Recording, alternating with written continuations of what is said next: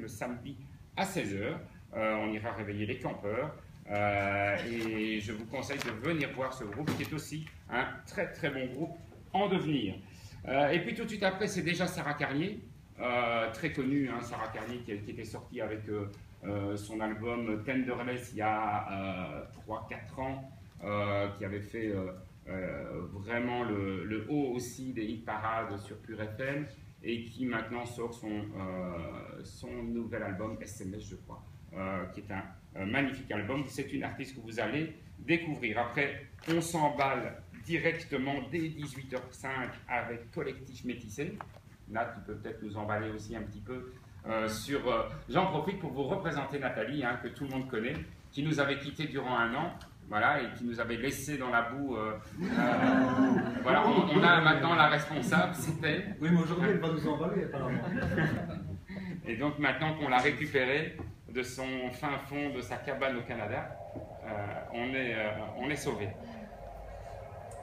Donc, Collectif Métissé, en fait, si vous connaissez moins bien, c'est pourtant le groupe de tous les tubes de l'été dans les clubs de vacances, etc. Ils vous ont sorti tous les clubs de l'été. C'est dansant, c'est festif, venez avec les enfants. C'est 1h15 de danse sur la plaine, sans disconcours.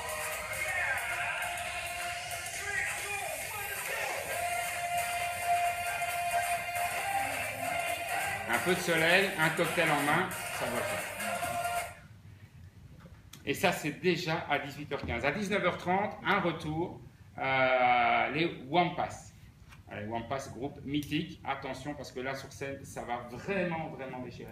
Ce sont des fous furieux. Groupe mythique d'il y a une quinzaine d'années, mais qui revient avec un nouvel album que je vous invite à découvrir parce que peut-être que parmi les plus barges des barges, à mon avis, ce sont eux, quoi. Et donc, on est aussi très content d'avoir un maximum de barges, non pas uniquement pour voir les artistes, mais aussi parmi les artistes. Et puis après, la soirée va se terminer de manière assez exceptionnelle. On l'a annoncé hier soir en priorité pour nos amis de la page Facebook.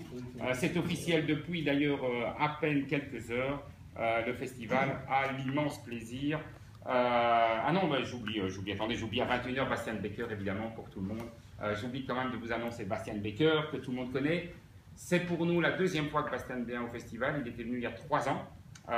Donc on est très heureux de le retrouver chez nous, parce qu'il a d'abord un succès fou, parce que c'est toujours un très très beau concert, et qui vient aussi avec un nouvel album, présenter un nouvel album. Donc Bastian Becker, assurément un concert à suivre également, avant d'arriver à 22h30 sur ce qu'on pourrait peut-être appeler, en tout cas pour nous, petit festival, une méga tête d'affiche internationale en la présence de M.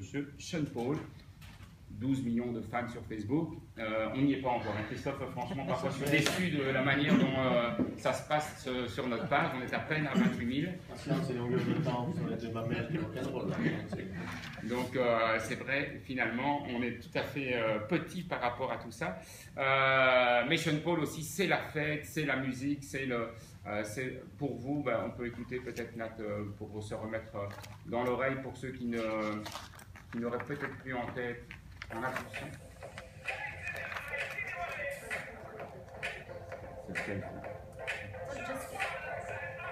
Ah, t'as pas... Prends-le sur les news. Je prends sur les news. Enfin bon, ceci dit, Sean Paul, c'est plus d'une vingtaine de titres à succès énorme. C'est chaque fois 50 à 100 millions de vues pour chacun de ces titres.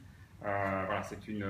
Pour Scène-sur-Sample, je dois vous faire la confidence qu'en fait, c'était en fait une opportunité incroyable. Il n'avait rien à faire ce jour-là. Il était en Allemagne la veille et le lendemain en Angleterre. C'est une chance absolue. Évidemment, on a sauté dessus. Même si ça reste quand même un budget pour le festival, on ne pouvait pas ne pas saisir cette opportunité. Nous voilà donc avec Sean Paul et on terminera on terminera peut-être par ce qui sera une grande découverte pour les festivaliers. C'est Kirill Zakowski, c'est en fait un DJ macédonien qui est absolument hallucinant. Il a mis le feu à Dour il y a 2-3 ans, hein. Vous savez, Dour est un peu alternatif, donc Ils ont un public pour ce type d'artistes. Il était en tête d'affiche également à Esperanza, c'était vraiment incroyable. C'est un DJ avec chant, avec 2 chanteurs plus cuivre. Il mixe les plus grands tubes revisités au goût de la musique des Balkans. C'est vraiment absolument festif. Je fais le pari que tout le monde en parlera à la sortie du festival. On peut peut-être écouter juste l'atmosphère. C'est un champion du mélange, hein. Il est de Macédoine. Là, Oh là, oh là, oh là, oh là, oh là. C'est au milieu, tu dois le mettre au milieu. Parce que c'est pas les derniers.